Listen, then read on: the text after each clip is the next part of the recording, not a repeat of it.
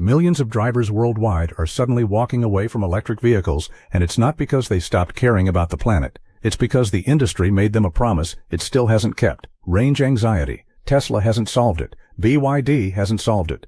Legacy automakers keep throwing bigger batteries at the problem, which only makes the cars heavier, more expensive, and even more dependent on charging infrastructure that simply isn't there yet. But Mazda just did something that has engineers at every major EV manufacturer quietly walking back into their labs right now, asking themselves one deeply uncomfortable question. Did we actually miss something completely obvious? They brought back an engine the entire automotive world buried over a decade ago, an engine most experts declared dead and irrelevant back in 2012 when emissions regulations tightened and fuel economy standards left no room for inefficient combustion designs. Except Mazda didn't just resurrect the rotary engine for nostalgia. They rebuilt it from the ground up with modern materials, modern sealing technology, modern thermal management, and then did something genuinely brilliant. They stopped trying to make it power the wheels. Instead, they turned it into the world's most compact, most efficient electrical generator, one that sits quietly in the background of a fully electric driving experience, topping up the battery automatically so the driver never thinks about range, never plans a trip around charging stations, and never waits in a parking lot watching a percentage tick upward on a screen. No battery breakthrough required, no government subsidy needed, no new charging network to build. Just a 50-year-old idea, completely reimagined to solve the single biggest problem stopping ordinary people from going electric. By the end of this, you'll understand exactly why this announcement matters far more than the automotive press is giving it credit for, and why the implications reach well beyond one small Japanese automaker most people assume can't compete with the giants. To understand why this matters as much as it does, you need to understand who Mazda actually is, because this is not a flashy company chasing headlines. They don't hold laser light shows in front of 10,000 screaming fans.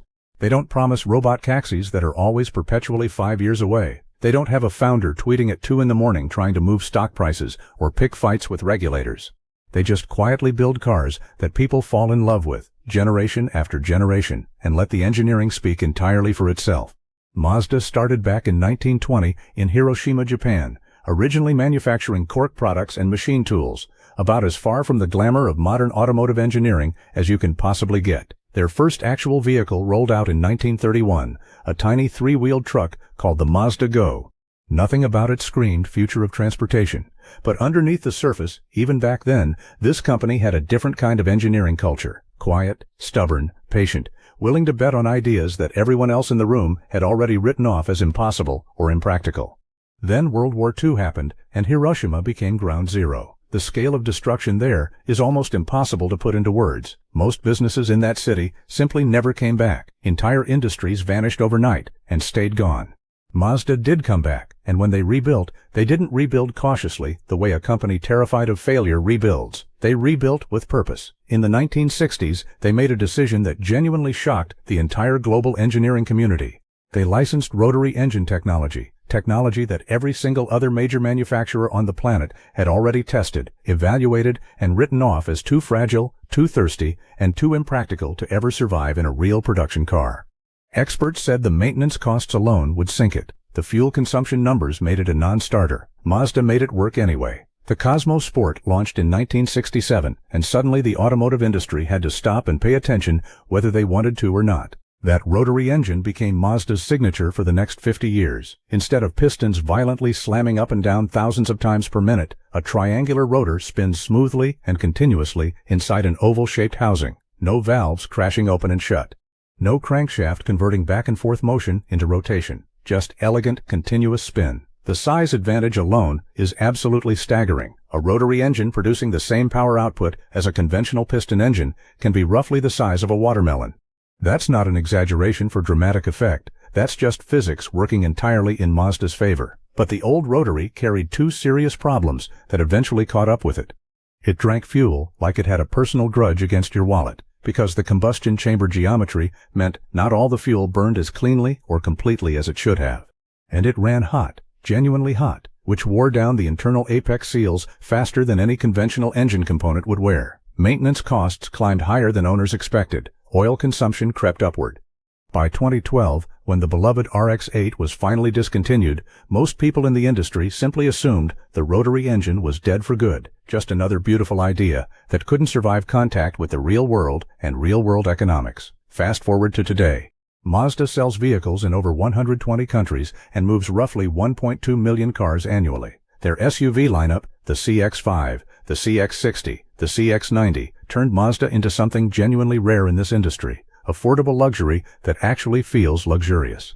Not a stripped-down budget brand pretending to be premium, and not an overpriced badge charging you thousands extra just for a logo. Something in between that consistently makes buyers feel like they got more car than they paid for. Their interior materials rival brands costing 20 or 30% more. Their driving dynamics are tuned with a precision most mainstream manufacturers stopped bothering with decades ago. And their customer loyalty numbers are some of the strongest in the entire automotive industry. People who buy a Mazda tend to come back and buy another one. That kind of trust doesn't come from a marketing budget or a Super Bowl commercial. It comes from consistently delivering on a promise year after year. And here's where the story gets genuinely interesting. While every other automaker on Earth was racing to announce ambitious EV roadmaps, holding press conferences about solid-state batteries, and promising fully electric lineups by 2030, Mazda was quietly doing something in their engineering labs that almost nobody outside the company was paying any attention to.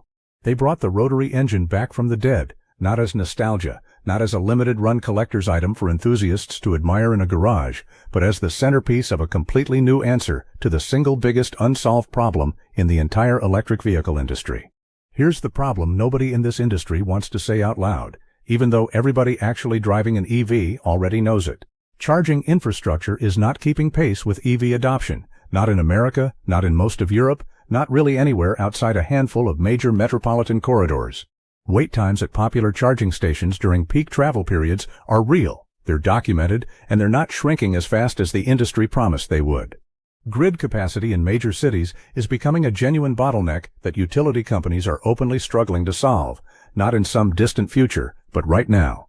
And the constant refrain that it'll all magically get better soon is wearing thin for ordinary buyers who need a car that reliably works today, not in some optimistic future scenario built on infrastructure that hasn't actually been built yet. Mazda's answer wasn't a bigger battery.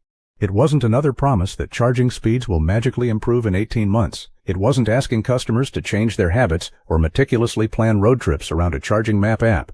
It was a question that almost nobody else in this industry seriously asked out loud. What if the car just handles range anxiety completely on its own? What if a tiny, ultra-efficient engine running quietly in the background keeps the battery topped up while you drive, so the driver never has to think about it at all? That's the foundation of the MX-30 REV platform, and it's the backbone of everything Mazda just announced. The rotary engine in this car does not power the wheels directly. Let that really sink in for a second, because it's the entire point. It's a generator, and only a generator. Its entire job is to spin at one perfectly constant, perfectly efficient speed and make electricity. Nothing more, nothing less. And Mazda didn't just dust off the old blueprints from the RX-8 era and call it done. They rebuilt this engine from the inside out, piece by piece. Direct injection now delivers fuel with extreme precision straight into the combustion chamber, eliminating the wasted, unburned fuel that plagued earlier rotary designs for decades. A completely redesigned thermal management system, with new cooling channels, new airflow geometry, and smarter temperature sensing throughout, solves the overheating problem that used to define the rotary's entire reputation. Not reduces it, solves it. The internal components are now coated with diamond-like carbon, a coating technology borrowed straight out of aerospace and racing applications, cutting friction so dramatically that the engine runs smoother and quieter than almost anything else on the market today. And the apex seals, the exact component that used to wear out fast and give the rotary its unreliable reputation for half a century, have been completely re-engineered using new materials and new sealing geometry. Mazda's own testing data suggests these new seals can last as long as a conventional piston engine's components. That's not a minor upgrade. That's Mazda quietly erasing the single biggest argument that's been used against the rotary engine for 50 straight years. The result is a system so compact it barely takes up any meaningful space at all, which means Mazda kept the MX-30 REV's cabin fully spacious while still achieving near-perfect weight distribution. And that matters enormously, because low weight and balanced handling are exactly what makes a Mazda feel like a Mazda the second you turn the wheel. Here's the part that should genuinely worry Tesla and BYD. When you're driving normally, the electric motor handles everything. The cabin is silent. Power delivery is instant and smooth, exactly like any other EV on the road. When the battery drops to a certain threshold, the rotary generator quietly kicks in, and you barely notice it happening, A faint hum at most, quieter than your tires on the highway, quieter than wind noise, quieter than your music playing at a completely normal volume.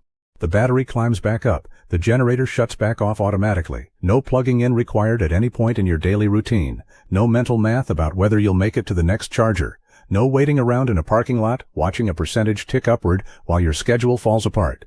Now some of you are already thinking, okay, so it's a hybrid. Automakers have been doing hybrids for almost 30 years now. Toyota has been running this exact playbook since the original Prius back in 1997. So what exactly is new here? Here's what's actually new. And it's a bigger distinction than it sounds like at first. This is not a hybrid trying to squeeze a few extra miles per gallon out of a gasoline engine that's still doing most of the heavy lifting. This is a genuine full EV, full electric driving experience, full electric torque, full silent cabin that simply happens to carry a tiny ultra-efficient backup generator instead of a battery pack 3 or 4 times the size. The battery in this system can be roughly a quarter of the size needed to deliver comparable range in a pure EV. Think carefully about what that actually solves, because the implications stack up fast. A quarter of the battery means a quarter of the lithium, cobalt, nickel, and manganese that most EVs are completely dependent on, raw materials mined in a small handful of countries under supply chains that are becoming more geopolitically tangled every single year. A quarter of the battery means the car weighs meaningfully less, handles better in every condition, and costs less to manufacture from day one. And most importantly, it means the range anxiety conversation, the single biggest objection stopping millions of ordinary American car buyers from going electric in the first place, simply evaporates. It's not reduced, it's gone. You don't need a coast-to-coast charging network to own this car comfortably. You don't need to be an early adopter willing to tolerate inconvenience in the name of a greener future. You don't need to plan a road trip around an app showing you which chargers are actually working today. You just need to want a great car that happens to drive electric most of the time. That's the entire strategic insight buried inside this announcement. Mazda identified the precise gap between where EVs currently sit and where they actually need to be to genuinely replace gasoline cars for everyone, everywhere, and then built a product that fills that exact gap without asking the customer to sacrifice a single thing. And the timing lines up almost perfectly with what's actually happening in the real world right now. In Europe, where government EV mandates are written directly into law, but charging networks outside major cities remain patchy and unreliable, hybrid and range extender sales have been growing faster than pure EV sales in several major markets over the last 2 years, including Germany, France, and the Netherlands. Mazda didn't guess at this shift. They read the room correctly while every other automaker was still repeating the same electric or nothing talking points from 5 years ago. Tesla built its entire identity, its entire trillion-dollar valuation on one single bet. The future is pure electric, full stop, and everything else is either a compromise or a distraction. That bet built one of the most valuable companies in automotive history. It made Elon Musk the single most talked about person in this industry for over a decade straight. But that bet depends completely on charging infrastructure keeping pace with demand. And right now, in 2025, it simply isn't keeping pace, not even close. BYD, on the other hand, has been genuinely smart about hybrids for years now, and their plug-in systems have been competitive on price in a way that's forced Western automakers to scramble. But BYD wins primarily through volume and manufacturing scale, cheaper batteries, cheaper labor, more units rolling off the line every single day. Mazda isn't trying to out-cheap BYD, and they know they can't. They're competing on a completely different axis entirely: engineering elegance, driving feel, and a premium experience that justifies a higher price tag without apology. Two completely different games played on completely different fields, and Mazda deliberately picked the one lane where BYD's biggest weapon simply doesn't apply. What's genuinely uncomfortable for both of these giants is that Mazda didn't need a $100 billion war chest to pull this off. They didn't need a government-subsidized gigafactory the size of a small city. They used an engine they already understood better than any other company on the planet, pointed it at a problem nobody else had bothered to solve properly, and quietly built their way around two of the biggest, best-funded companies in the history of the automotive industry. That's not a scale advantage, that's an idea advantage, and ideas, it turns out, are a lot harder to compete with than money. Here's where this gets bigger than one single car. Mazda has already filed patents for a hydrogen-powered version of this exact same rotary generator architecture.